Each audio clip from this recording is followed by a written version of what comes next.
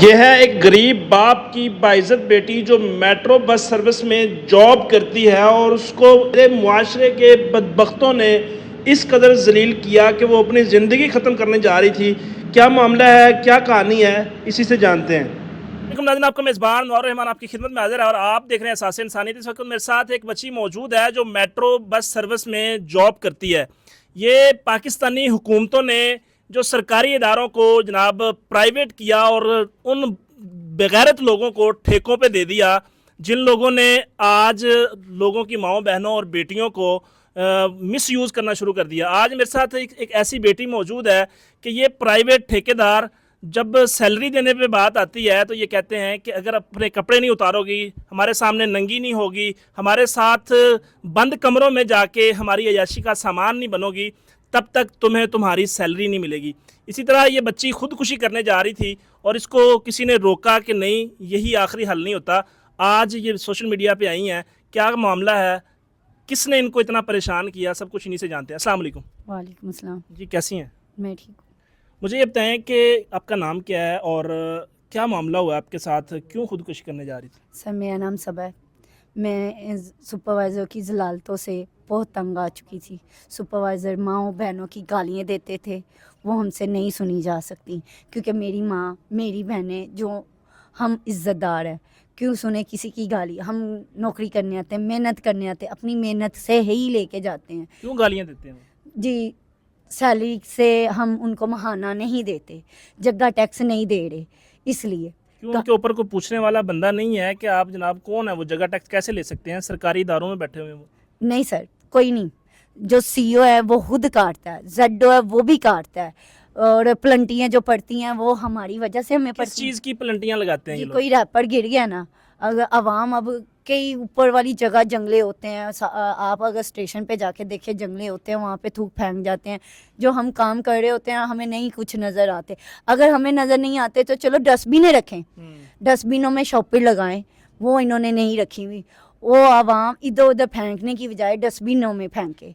इनको चाहिए वहाँ पे डस्टबिनें रखनी, और ये अगर रखते भी हैं तो एक एक मंथ एक एक शॉपर चलता है, जिसमें से एक एक मंथ शॉपर चलता रहा है। शॉपरों के बाद ये शॉपर नहीं बेचते थे, उसके बाद इन्होंने तोड़ों पे आ गए, तोड़े रखने शुरू कर दिए। तोड़ों में से जो आवाम उल्टी पान की थूके गंद वगैरह फेंकते थे वो सारा निकल के बाहर आता था। अच्छा, स्वीपर की जॉब करती हैं आप? जी, मैं सफाई में काम करती हूँ। जो महाना जेडो काटते हैं, आगे से पहले तो सीओ से कट के आता है, एक छुट्टी करते हैं 7,000 रुपया करते हैं। क्या मरियम नवाज हमें लाखों रुपया सैलरी दे रही हैं, जिसकी वजह से हमारे एक छुट्टी का 7,000, हम अपने मरों तक नहीं जा सकते। खुशी तो बड़ी दूर की बात।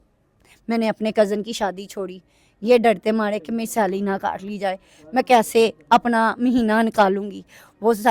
वो छोड़ी। उसके बाद मेरे नाना अबू की डेथ हुई। अच्छा, कोई ना कोई बहाना बना के प्लंटी डाली जाती है और उस प्लंटी को मतलब गवर्नमेंट के खाते में डाला जाता है या वो अपनी जेब में रखते हैं वो लोग? वो कहते हैं जी पीएमए वाले डालते हैं। पीएमए वाला जिस दिन ना डाल के जाए, सुपरवाइजर खुद डालते हैं। जो वो कटौती करते हैं उसकी रसीद देते हैं आपको? कुछ भी नहीं मिलता हमें, 1 रुपए की रसीद नहीं देते कि ये आपको प्लंटी पीएमए वाले ने डाली है, ये मिल रही है आपको।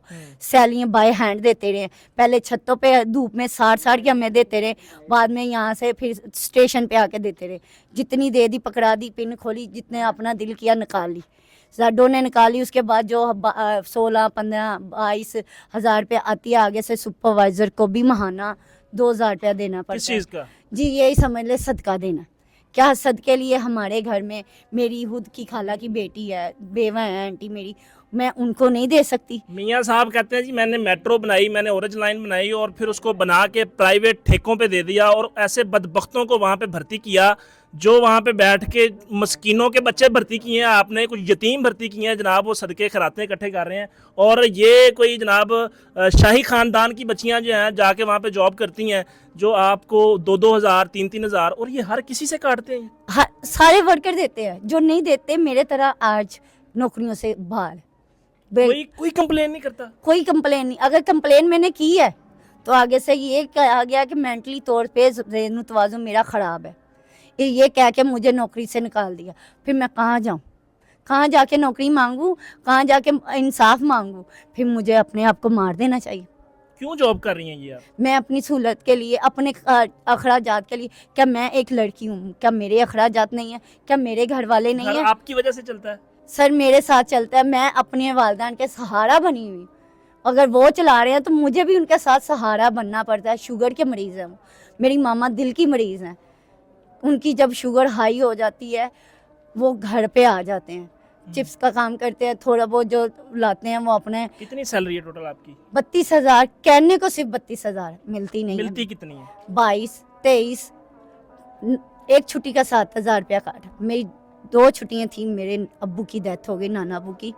मैं गई हूँ, मुझे इतना टाइम मिला, आधा घंटा एक सिर्फ। दिन का 5,000 काट लेते हैं? एक दिन का 7,000 रुपया काटते हैं। इसलिए कहा मरियम नवाज ने हमें लाखों रुपया सैलरी दी हुई है।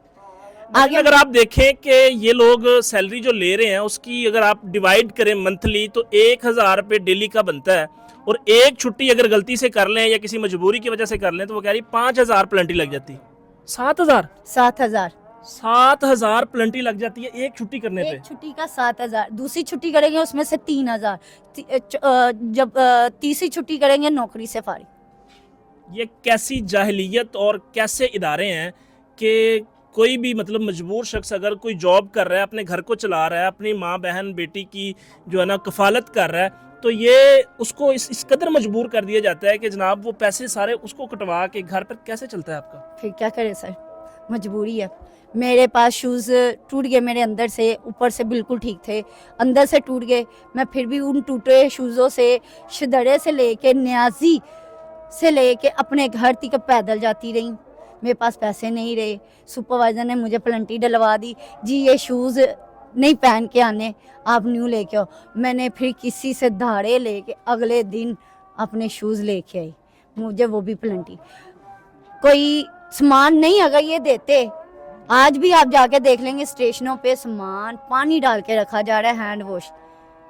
अच्छा, वो कौन सुपरवाइज़र है जो आपको गलत किस्म की डिमांडें करता है आपसे और वो कहता है कि जनाब मेरे साथ ये मामलात करो वरना मैं आपको जॉब से निकाल दूंगा? वो दिलावर है, वो जो दिलावर है आज वो जॉब कर रहा है। मेरे लिए इन्होंने मुझे निकाल दिया ये कह के कि तुम पागल हो, मेंटल हो और तुम यहाँ पे नौकरी नहीं कर सकती। सर मैं 2 साल से यहाँ पे काम कर रही हूँ, फिटिंग वाले कपड़े, अगर स्टेशन न्यू चला है उसमें मेरा गुनाह नहीं है। मुझे कहते हैं कपड़े फिटिंग वाले पहन के आओ। सर मैं वहाँ पे अपना जिस्म नहीं दिखाने, मैं इतनी अपने आप को, आज भी मेरे कपड़े हर मेरे अपने हिसाब से होते हैं क्योंकि मुझे आदत नहीं है तंग कपड़े पहनने की और ना ही मैंने पहनने हैं। और इसके अलावा ये मुझे इतनी ज़लालतें देते हैं, नमाज़ पढ़ने की इजाज़त नहीं हमें, कौन से अदारे में नमाज की इजाज़त नहीं। नाज़रीन, ये इस्लामी जमहूरिया पाकिस्तान है और इस इस्लामी जमहूरिया पाकिस्तान के इन इदारों में उसके एम्प्लॉयज़ को नमाज़ पढ़ने की इजाज़त नहीं है जनाब। यहाँ पे घोर धंधा चलाया जा सकता है, 2 नंबर काम करने के लिए मजबूर किया जा सकता है, लेकिन नमाज के लिए इजाज़त नहीं है। गालियाँ देते कैसे लोग हैं नमाज पढ़ने नहीं देते? यहाँ तक कि रोज़ों में इन्होंने सुपरवाइज़रों को जामेशरी भेजी, सीओ ने, हमें हराम हो एक घूंट भी पानी मिलाओ। रोज़े हम, मेरे नाना अबू की डेथ हो गई, हम इस्लामाबाद से रात को हफ्ते वाली रात वापस आए हैं। इतवार वाले दिन मेरी 16 घंटे ड्यूटी थी, मैं वहाँ पे पहुँची हूँ। सुपरवाइज़र को अफसोस करने की बजाय उसने मेरी बेइज्जती की, इंसल्ट की। उसके बाद मुझे सारा दिन वहाँ से भूखे प्यासे आए, मुझे भूख लगी, मैंने 2 बजे, दोपहर 2 बजे सुपरवाइज़र से पूछा सर मैं खाना खा लूँ? उसने कहा अच्छा मैं सोच के बताता हूँ। शाम के 6 से 7, 8 बज गए। मैं कहा सर अब तो मुझे इजाज़त दे दे खाना खाने की। आगे से वो कहता है करो, क्यों नहीं खा के आ सकती? तो वो क्या ऊपर आपके सर पे बैठे होते हैं कि जो आपको खाना नहीं खाने देते? सर पैसे ही नहीं थे, थोड़े से पैसे थे, बाजार से लाना था। सर मुझे इजाज़त दे दे, मैं खाना खा लूँ। इतने खाना खान आंदे, इतने तुहानू नौकरी खाना खान दी दित्ती जांदी, पैसे तुहानू रोटी खान दे दित्ते जांदे। सर आप नशा कर, आप सिगरेट खान, आप सिगरेट पीन, पान खान, इन्हां दी इजाज़त है? रोटी बैठ के जिथे मर्जी खान, इन्हां नू इजाज़त है? एक वर्कर नू नहीं। इत्थे तक पानी पीन दी इजाज़त नहीं। और सुपरवाइज़र ने रोज़े आ गए, सर साढ़े को पैसे नहीं सी। 2 लेडी सी, एक मेरे नाना अबू दी डेथ होई मेरे नाल, ओहदी 3 ਫੋਤੀਆਂ तो ਹੋਈਆਂ। लोग कंप्लेन क्यों नहीं कर रहे? लड़कियों के साथ ये सारा अत्याचार हो रहा है जनाब, तो इसकी कंप्लेन क्यों नहीं हो रही? सर इसलिए नहीं कर रहे, जेडो को नौकरियों से निकाल देते हैं। आगे जिन्होंने न्यूज़ भी आए हैं सबको नौकरी से निकाल दिया, वो कोई भी नौकरी पे नहीं है। उस औरत के 7 बच्चे थे जिसने न्यूज़ पे अपनी प्लीड ली, वो आज नौकरी पे नहीं है। जैसे मैं नहीं ना हूँ, तो आप कहती हैं कि मैंने मरियम नवाज तक पहुंचने की कोशिश की गई, तो उसमें क्या रुकावटें आई, क्यों नहीं कंप्लेन कर सकी? वो इसलिए कावटे आई कि मैंने अपनी अपील दी मरियम नवाज के लिए कि मेरी बात सुनी जाए। मेरी न्यूज़ पे मैं आई, इसलिए आई क्योंकि वहाँ पे तो मेरी अपील सुनी नहीं गई। मैं अदारे में गई, पीएमए वाले अदारे में गई, आरफा टावर गई, मरियम नवाज की हेल्पलाइन पे कॉल करके उनको अपील की, वहाँ पे भी मुझे कोई जवाब नहीं मिला। फिर मुझे मौत को ही गले लगा लेना चाहिए, मर ही जाना चाहिए, जिंदा क्यों? हम यहाँ पे नौकरियाँ कर रहे हैं, अपनी इज्जतें बचाएं या इनके अखराजात पूरे करें। इनके घर बच्चे नहीं हैं क्या? हमारे अपने बहन भाई नहीं हैं या हमारे वालदा नहीं हैं? हम अपने पेट से निकाल निकाल के इनको दे रहे हैं। 16 घंटे ड्यूटी करवाते हैं, 4 छुट्टियाँ लाऊं वो भी हमें नहीं है। अगर आप आग लगाने जा रही थी खुद को, जी तो ये क्या ऐसी मतलब आ गई? आप कंप्लेन करने जाती, आप किसी को बताती, या किसी पुलिस इदारे में बंदा जाके कंप्लेन करता है? मैंने 15 पे कॉल की, वहाँ पे मैंने अपनी बिल दी, उन्होंने आए हैं, सुने हैं, उसको थोड़ी देर उन्होंने कहा जी आपकी सुलह करवा देते हैं।